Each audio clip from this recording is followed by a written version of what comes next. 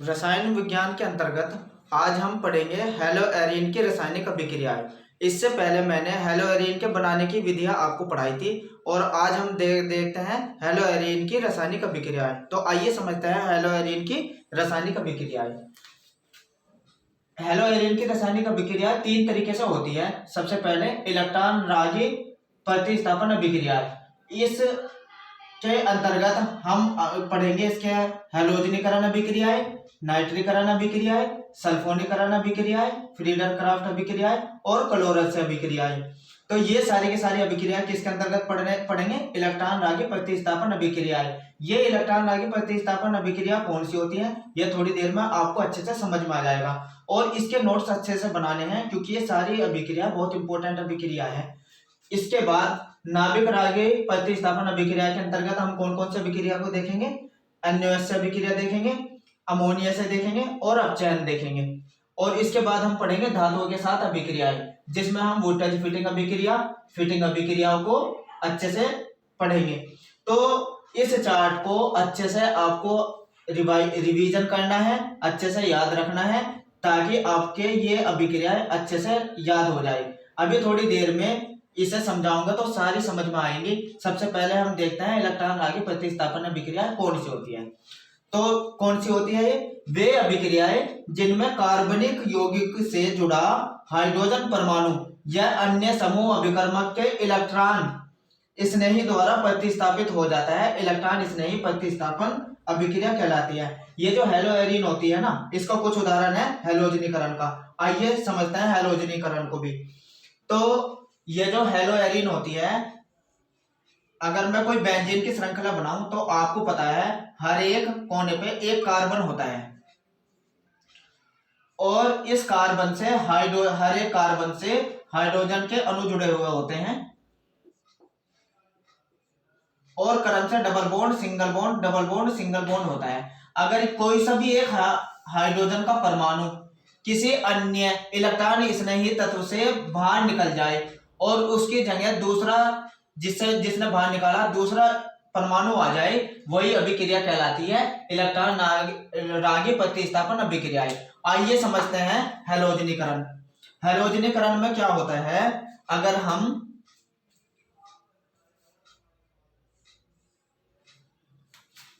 Chlorobenzene ले, ये chlorobenzene है। अगर हम क्लोरोबेंजीन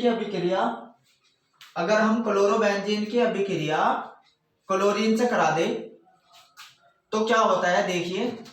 तो दो तरीके के क्लोरीन FeCl3 की उपस्थिति में, FeCl3 यानी कि कोई हैलोजन वाहक की उपस्थिति में क्लोरीन क्या करती है?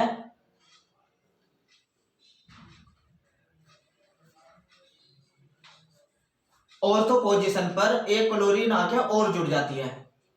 इसी तरीके से दूसरा जो तत्व बनता है ये पैरा पोजीशन पर क्लोरीन आके जुड़ जाती है। तो क्या होता है, अगर कोई ये क्लोरोबेंजीन है तो ये इसकी ऑर्थो पोजीशन होती है। कौन सी? ऑर्थो। ये इसकी मेटा पोजीशन होती है और ये इसकी पैरा पोजीशन होती है। तो ये वाली पोजीशन होती है। ये जितनी भी हैलोजनीकरण अभिक्रिया हो, चाहे नाइट्रीकरण अभिक्रिया हो, चाहे सल्फोनीकरण अभिक्रिया है, ये सारे के सारे ऑर्थो और पैरा पे होती है। मेटा पे ये अभिक्रिया नहीं होती। क्यों नहीं होती? क्योंकि जो ये पैरा पोजीशन है और ऑर्थो पोजीशन है, अनुनाद के कारण जो यौगिक जैसे क्लोरीन ऑर्थो पोजीशन पर आके जुड़ा, इसमें पैरा पोजीशन पर आके जुड़ा, मेटा पोजीशन पे आके नहीं जुड़ा। ये कारण क्या है? अनुनाद की वजह से होता है। अभी मैं आपको अनुनाद अच्छे से समझाऊंगा कि ऑर्थो और पैरा पोजीशन पे ही क्यों आके ये क्लोरीन का अणु आके क्यों जुड़ा है। तो पहले इसे समझिए, ये क्या बना है? इसको हम कहेंगे ऑर्थो पोजीशन पे है ना, ऑर्थो डाई क्लोरो बेंजीन। क्या नाम हो गया इसका? Ortho di chloro benzene. और इसको क्या कहेंगे? ये कौन सी पोजीशन बताई थी अभी? पैरा डाई इसलिए हुआ तो क्योंकि क्लोरीन के दो अणु आ रहे, डाई क्लोरो बेंजीन। तो ये दो प्रकार के तत्व बनते हैं जिसमें कि ये मुख्य होता है, ऑर्थो वाले मुख्य होती है, ये कम मात्रा में बनती है या अधिक मात्रा में बनती है। और इसका अगर आईयूपीएसी नाम लिखे तो इस तरीके से इसका नाम देता है 1 2 3 4 5 6। इसी तरीके से इसे 1 2 3 4 5 6। तो इसका नाम क्या रहेगा, सॉरी यहां से 1 2 3 4 5 6। तो इसका यूपीएससी नाम क्या बैठेगा, 1 2 डाई क्लोरो बेंजीन। और इसे क्या कहेंगे, 1 4 डाई क्लोरो बेंजीन। तो ये हुई हैलोजनीकरण, इसको हम कहते हैं क्लोरीकरण। क्लोरीकरण क्योंकि क्लोरीन से क्रिया कराई तो इसे क्या कहेंगे, क्लोरीनीकरण।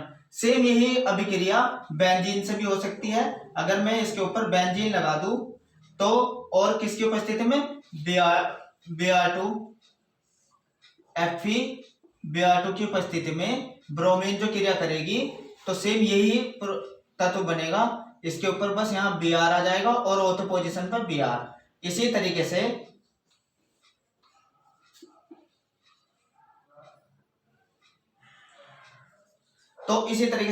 ऑर्थो वाली पोजीशन पे बनेगा और ये पैरा पोजीशन पे बनेगा, ये कहलाएगी ब्रोमीनीकरण। तो इस तरीके से आपने हैलोजनीकरण जाना। लेकिन अभी आपको बताता हूं कि ऑर्थो पोजीशन पे और पैरा पोजीशन पे ही क्यों जुड़ा है। अनुनाद श्रृंखला समझाते हैं। देखिए क्या होता है, अनुनाद में जो बेंजीन होती है, इसको अच्छे से समझिए। ये जो बेंजीन होती है ये वास्तव में क्या होता है, अगर बेंजीन की श्रृंखला के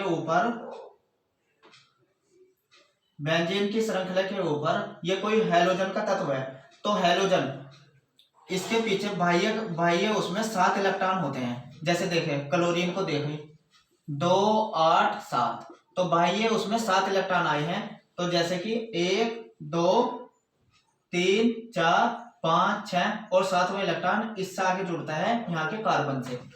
और क्या होता है, ये अनुनाद के कारण ये इलेक्ट्रॉन का यहाँ को आ जाता है और क्या श्रृंखला बनती है,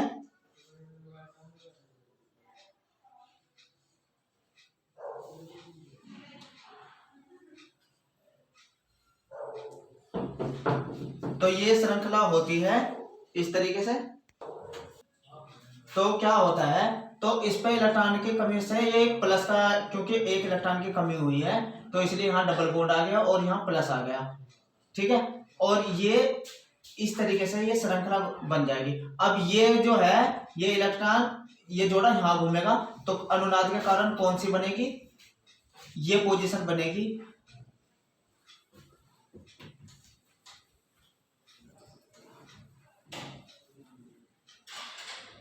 तो ये वाली पोजीशन बनेगी और क्योंकि यहाँ इस तरीके से आएगा और फिर जो नेक्स्ट पोजीशन आएगी ये इलेक्ट्रॉन फिर यहाँ ट्रांसफर होगा तो क्या संरचना आएगी बनके,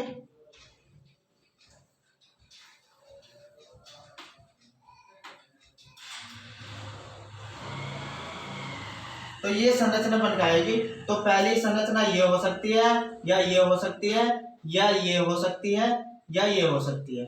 तो इस तरीके से आपने देखा यहाँ इसकी ऑर्थो पोजीशन खाली है, इस यहाँ माइनस का आवेश है, ऑर्थो पोजीशन खाली, ये ऑर्थो पोजीशन खाली है तो कोई भी तत्व आगे जुड़ेगा यहाँ। लेकिन मेटा पोजीशन जब ये इलेक्ट्रॉन आगे खिसकता है तो ये मेटा पोजीशन पर कोई पोजीशन खाली नहीं होती, इसलिए मेटा पोजीशन पर कोई भी तत्व आगे नहीं जुड़ता। लेकिन नेक्स्ट वाले उसमें क्या होता है, जैसे ही ये इलेक्ट्रॉन आगे खिसकता है तो ये वाली पोजीशन बनेगी। तो अब इसकी पैरा पोजीशन खाली हुई, इसकी कौन सी पोजीशन खाली है यहाँ, पैरा पोजीशन, ये भी देखो। तो अगला तत्व पैरा पोजीशन पे आके जुड़ सकता है, चाहे इधर से चलिए ये मेटा पोजीशन फिर आ जाएगी, वो सॉरी ऑर्थो। तो इस तरीके से ऑर्थो पोजीशन पर आगे कोई तत्व जुड़ सकता है या पैरा पोजीशन पर आगे कोई तत्व जुड़ सकता है, लेकिन इसकी मेटा पोजीशन खाली नहीं है, तो इसलिए मेटा पोजीशन पर कोई तत्व आगे नहीं जुड़ता। तो इसी तरीके से अब हम देखेंगे नाइट्रीकरण अभिक्रिया भी।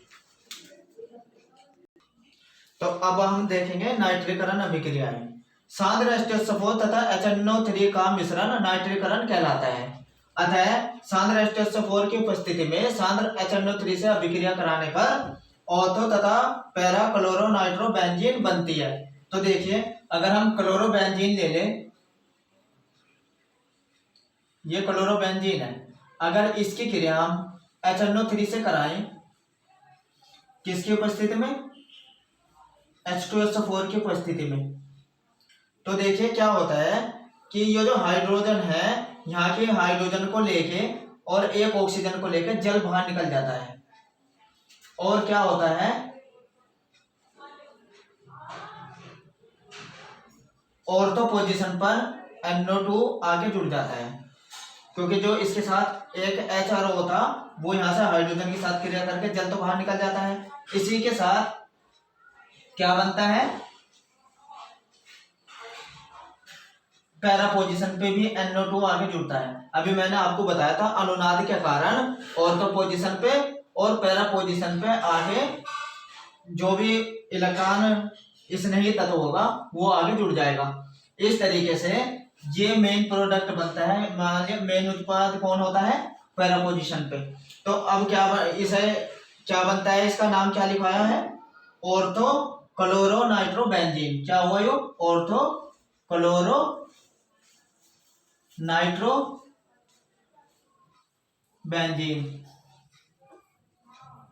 इसे कह देंगे पैरा क्लोरो नाइट्रोबेंजीन।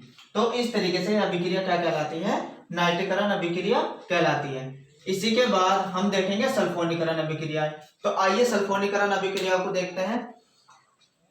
क्लोरोबेंजीन की अभिक्रिया सैधूम H2SO4 किससे करानी होती है? सल्फोनीकरण का मतलब हो गया H2SO4 से क्रिया से कराने पर ऑर्थो और ये भी ऑर्थो और पैरा पोजीशन पे ही बनेगी। अब देखिए, अगर हम क्लोरोबेंजीन लेते हैं, इसकी क्रिया हम H2SO4 से कराते हैं। कौन से? सैधूम H2SO4 से कराने पर क्या होता है, आइए समझते हैं। जब इसको हम गर्म करते हैं तो ये जो क्लोरोबेंजीन है इसके ऑर्थो पोजीशन पर HSO3 ये आके जुड़ जाता है। इसी तरीके से पैरा पोजीशन पर आके जुड़ जाएगा।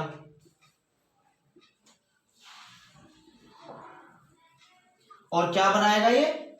ऑर्थो, ये क्या बना है? Ortho chloro benzene. Ortho chloro benzene. और ये क्या बना है? पैरा बेंजीन, सॉरी पूरा नहीं लिखा, क्लोरो बेंजीन सल्फ्यूरिक अम्ल। और ये क्या बना है? पैरा क्लोरो बेंजीन सल्फ्यूरिक अम्ल। इस तरीके से आपने सीखी सल्फोनीकरण, नाइट्रीकरण और हैलोजनीकरण। और अब सबसे इंपॉर्टेंट अभिक्रिया इसकी फ्रीडल क्राफ्ट अभिक्रिया को अच्छे से जानेंगे। तो आइए अब समझते हैं सबसे इंपॉर्टेंट अभिक्रिया।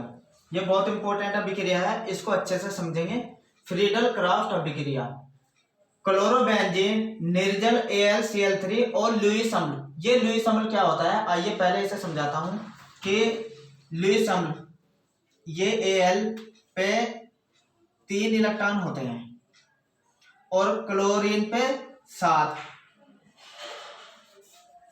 इसी तरीके से एक क्लोरीन यहां, एक क्लोरीन यहां।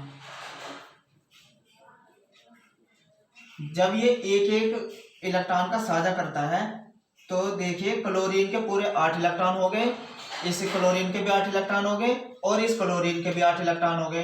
लेकिन Al पे कितने हुए? 6।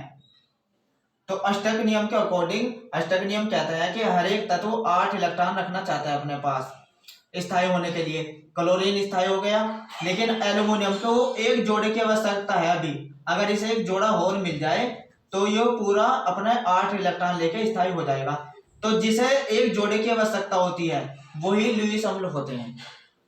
जिसे एक जोड़े की आवश्यकता होती है अष्टक नियम पूरा करने के लिए, वे क्या कहलाते हैं? लुईस अम्ल कहलाते हैं। तो लुईस अम्ल के बाद अब देखते हैं कि उपस्थिति में एल्किल या एसिल क्लोराइड से अभिक्रिया। देखिए दो तत्व से, या तो किसी एल्किल से या एसिल क्लोराइड से अभिक्रिया करके एल्किल या एसिल क्लोराइड भी उत्पन्न बनाती है। कैसे? अगर यहां मैं क्लोरोबेंजीन लूं, क्योंकि हम ये लिया क्लोरोबेंजीन, और अगर इसकी क्रिया में मेथिल क्लोराइड से करा दूं, देखिए एल्किल, एल्किल का मतलब होता है R। इस R की जगह आप CH3 भी रख सकते हैं या C2H5 भी रख सकते हैं, और X, ये X के जगह कोई सा भी, जैसे मैंने रख दिया R की जगह क्या रखा है? CH3। आप C2H5 भी ले सकते हैं। कि क्रिया किसकी उपस्थिति में कराते हैं? AlCl3 की उपस्थिति में अगर हम कराते हैं तो यहां से HCl बाहर निकल जाता है। इस अभिक्रिया से क्या बाहर निकल जाता है? HCl। और क्या बनता है?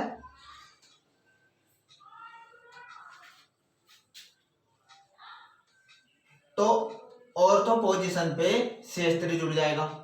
इसी तरीके से प्लस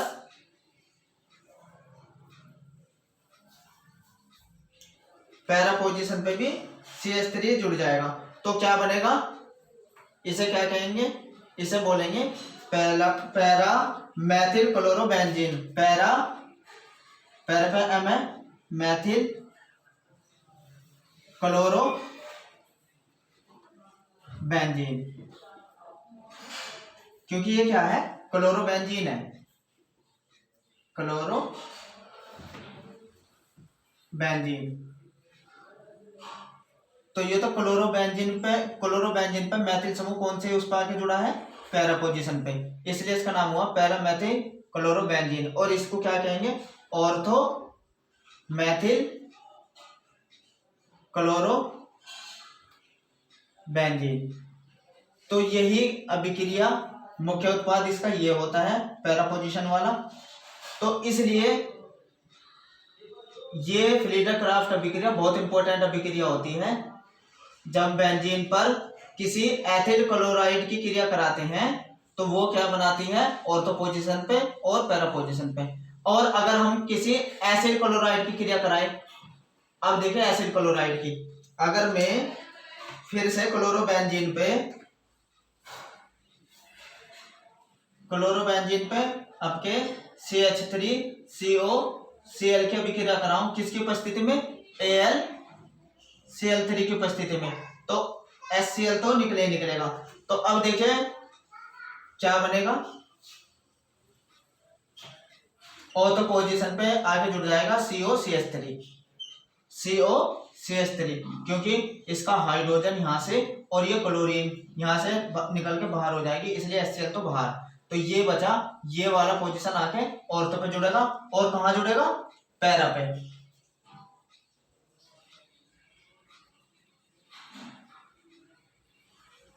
इस तरीके से ये इसका मुख्य उत्पाद बन जाएगा, पैरा पोजीशन वाला। ठीक है, तो ये हुई आपकी फ्रीडल क्राफ्ट अभिक्रिया।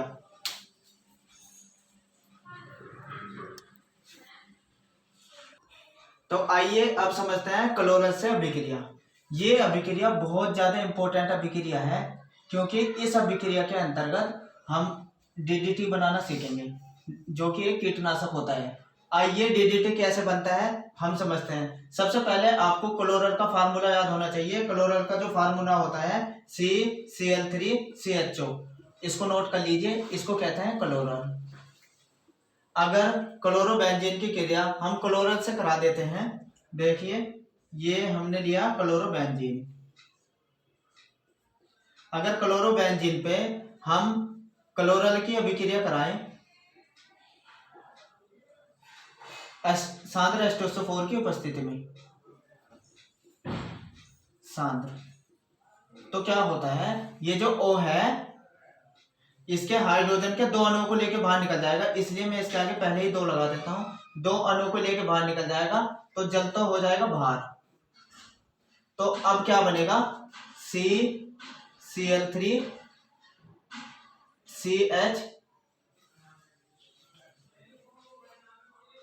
और ये एक क्लोरोबेंजीन यहाँ और दूसरी क्लोरोबेंजीन की पोजीशन यहाँ। तो इसी को कहते हैं DDT। इसका नाम होता है dichloro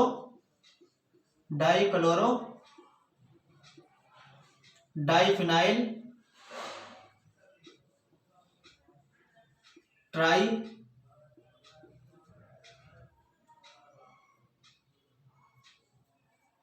methane, dichloro diphenyl try methane. तो ये इसका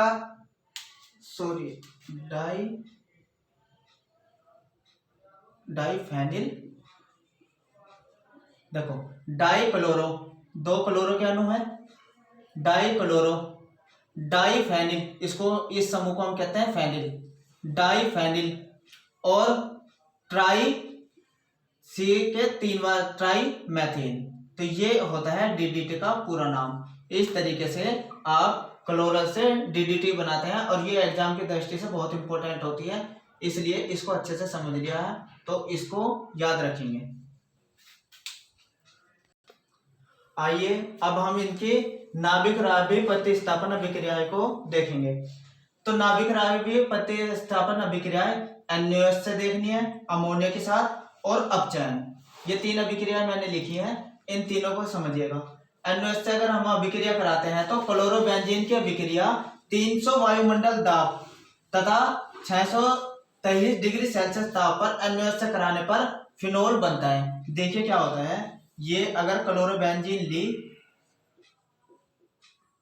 और इसकी क्रिया हमने NaOH से कराई, NaOH नाभिक रावी प्रतिस्थापन अभिक्रियाएं वे होती है जो कि यहाँ से क्लोरोबेंजीन को हटाएगी और उसकी जगह कोई भी नाभिक रावी प्रति अभिकर्मक आके जुड़ जाएगा। तो यानी कि अभी इलेक्ट्रॉन नाभिक प्रतिस्थापन अभिक्रिया में क्लोरोबेंजीन नहीं हट रही थी, जितनी भी अभिक्रियाएं आपने पढ़ी क्लोरीन अपनी जगह मौजूद थी, तो इसलिए कौन सी थी, इलेक्ट्रॉन रागी, केवल हाइड्रोजन हट रहा था और उसकी जगह आके कोई अभिकर्मक आके जुड़ रहा था, तो इसलिए इस अभिक्रिया को हमने इलेक्ट्रॉन रागी कहा। लेकिन नाभिक रावी में क्या होता है, यहाँ से क्लोरोबेंजीन हटेगा और उसकी जगह कोई भी अभिकर्मक आके जुड़ेगा। तो अब देखिए क्या होता है, किसकी उपस्थिति में कराते हैं, 300 वायुमंडलीय दाब और 623 डिग्री सेल्सियस ताप पर क्या होता है, यहां से क्लोरीन हटी और OH का अभिकर्मक आके जुड़ गया, तो इसी को हम कहते हैं फिनोल। अगर बेंजीन की श्रृंखला पे OH का अणु आके जुड़ जाता है तो उसको हम फिनोल बोलते हैं, और यहाँ से Na किसको लेके बाहर हो जाएगा, Cl को, N तो प्लस क्या बनेगा, NaCl। तो इस तरीके से अगर क्लोरोबेंजीन पे NaOH की क्रिया कराते हैं तो फिनोल प्राप्त होता है। तो ये पहली अभिक्रिया हुई NaOH से। दूसरी हम देखते हैं अमोनिया से अभिक्रिया। अगर क्लोरोबेंजीन की अभिक्रिया Cu2O की उपस्थिति में 200 डिग्री सेल्सियस व उच्च दाब पर करने पर क्या प्राप्त होती है, एनिलीन। तो आइए देखते हैं एनिलीन बनाने की विधि भी है, ये किस तरीके से बनती है। हम क्लोरोबेंजीन लेते हैं और क्लोरोबेंजीन की क्रिया किससे करानी है हमको, अमोनिया से। क्लोरोबेंजीन की क्रिया जैसे अमोनिया से कराते हैं, किसकी उपस्थिति में, Cu2O की, और 200 डिग्री ताप व उच्च दाब, तो क्या प्राप्त होता है, यहां से किसको निकलना है, क्लोरीन निकल के जाएगी यहां से, और इसकी जगह NH2 आ जाएगा, इसी को कहते हैं एनिलीन, इसी का नाम होता है एनिलीन। और इसके साथ साथ क्या बनेगा, प्लस Cu2Cl2 प्लस जल, और जैसे इसको संतुलित करोगे तो यहाँ क्लोरोबेंजीन के 2 अणु आ जाएंगे, इसी तरीके से 2 अणु बनेंगे एनिलीन के। इस तरीके से ये बनता है अमोनिया से एनिलीन, इसको कहते हैं एनिलीन, अगर बेंजीन की श्रृंखला के ऊपर NH2 होता है। तो आइए अब देखते हैं अपचयन। अपचयन कैसे होता है कि अगर बेंजीन का हम अपचयन करते हैं, सॉरी बेंजीन कहा, क्लोरोबेंजीन, क्लोरोबेंजीन का जैसे ही हम अपचयन करते हैं, अपचयन यानी कि नवजात हाइड्रोजन से होता है, और ये किसकी उपस्थिति में होता है, NiAl की उपस्थिति में। तो क्या होता है अपचयन में, ये क्लोरीन का अणु यहां से हट जाएगा, तो क्या बचेगी, बेंजीन। तो ये क्या बनेगा, बेंजीन बनेगा, और ये जो H है वो Cl को लेके क्या बना लेगा, HCl का अणु बना लेता है। इस तरीके से ये बनता है, ये कहलाता है अपचयन। तो हम देखते हैं अपचयन के द्वारा क्या बनता है। क्लोरोबेंजीन का अपचयन करते हैं तो बेंजीन बनती है, और क्लोरोबेंजीन की अगर अमोनिया से क्रिया कराते हैं तो एनिलीन बनती है, और अगर क्लोरोबेंजीन की क्रिया सोडियम हाइड्रोक्साइड से कराते हैं तो फिनोल बनती है। इस तरीके से ये नाभिक रागी अभिक्रिया कहलाती है। तीनों की तीनों अभिक्रिया में क्लोरीन का परमाणु निकला है, अपनी जगह से हटा है, जबकि इलेक्ट्रॉन रागी प्रतिस्थापन अभिक्रिया में ऐसा नहीं था। आइए अब समझते हैं धातुओं के साथ अभिक्रियाएं। तो आइए अब देखते हैं क्लोरोबेंजीन की धातुओं के साथ अभिक्रियाएं।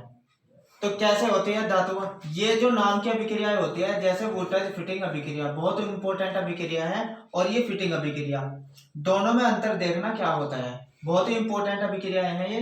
एरिल हैलाइड की अभिक्रिया, एरिल हैलाइड इसलिए कहते हैं, जैसे कि मैंने यहाँ क्लोरोबेंजीन ले लिया, इसकी जगह आप ब्रोमीन भी लिख सकते हैं, इसलिए मैंने यहाँ हैलाइड शब्द का इस्तेमाल किया है, क्योंकि यहाँ क्लोरीन की जगह आप ब्रोमीन भी ले सकते हैं। एरिल हैलाइड की अभिक्रिया शुष्क ईथर की उपस्थिति में एल्किल हैलाइड से कराने पर, शुष्क ईथर की उपस्थिति में एल्किल हैलाइड से कराने पर एल्किल एरीन बनती है। यह अभिक्रिया वोल्टेज फिटिंग अभिक्रिया कहलाती है। होता क्या है, इसकी क्रिया हम सोडियम से, एरिल हैलाइड की अभिक्रिया शुष्क ईथर की उपस्थिति में सोडियम से कराने पर, सोडियम भी रहता है, तो सोडियम प्लस इसके साथ क्या लेते हैं हम, एल्किल हैलाइड। अब यहां ध्यान देना, इसमें क्या लिया हमने, एल्किल हैलाइड। एल्किल हैलाइड को हम क्या कहते हैं, RX बोलते हैं ना, एल्किल हैलाइड को RX। R का मतलब यहां हम चाहे CH3 रख दे, चाहे C2H5, चाहे C3H7, यानी कि कोई सा भी एल्किल ग्रुप हम रख सकते हैं, और X की जगह हम Cl या ब्रोमीन रख सकते हैं। तो इसलिए मैंने एल्किल लिखा है, तो यहां मैं ले रहा हूं इसकी जगह CH3 और Cl, मैथिल क्लोराइड यानी कि एल्किल हैलाइड से कराने पर, किसकी उपस्थिति में, शुष्क ईथर की उपस्थिति में, शुष्क ईथर की उपस्थिति में कराने पर जो अभिक्रिया प्राप्त होती है, एरीन बनती है, एल्किल एरीन। क्या बनेगी, एल्किल एरीन, यानी कि यहां CH3 आ जाएगा, और इसका नाम है टॉलुइन, और प्लस NaCl, 2NaCl, क्योंकि Cl के दो अणु है, एक ही है, तो इसके आगे भी 2 लगा दीजिए। तो ये वाली अभिक्रिया है वोल्टेज फिटिंग अभिक्रिया कहलाती है। एक बार और समझिए कि अगर हम क्लोरोबेंजीन की क्रिया CH3Cl से, यहां मैंने क्या लिया, CH3Cl, लेकिन फिटिंग अभिक्रिया में देखना, इन दोनों में अंतर देखना बस। अगर यहां में क्लोरोबेंजीन की अभिक्रिया सोडियम की उपस्थिति में, अब यहां मैं दोबारा कोई फिर बंद श्रृंखला वाला क्लोरोबेंजीन ले लूं, देखो यहां RX था, यहां बंद श्रृंखला में है, तो एल्किल ग्रुप अलग अलग है, यहां खुली श्रृंखला में है, यहां बंद श्रृंखला में है, तो ये कहलाएगी फिटिंग अभिक्रिया। और ये वाली क्या कहलाएगी, जो खुली श्रृंखला में RX है, वोल्टेज फिटिंग अभिक्रिया। और किसकी उपस्थिति में, शुष्क ईथर की, शुष्क ईथर की उपस्थिति में कराने पर ये क्या कहते हैं, ये दोनों एल्किल ग्रुप जुड़ जाते हैं।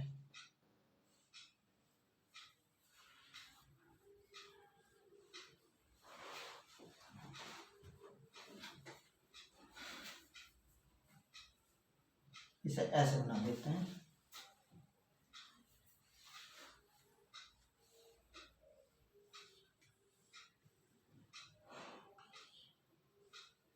तो ये आपस में ये दोनों एल्किल ग्रुप और ये जो Cl और ये Cl ये Na के साथ बाहर हो जाएंगे 2NaCl।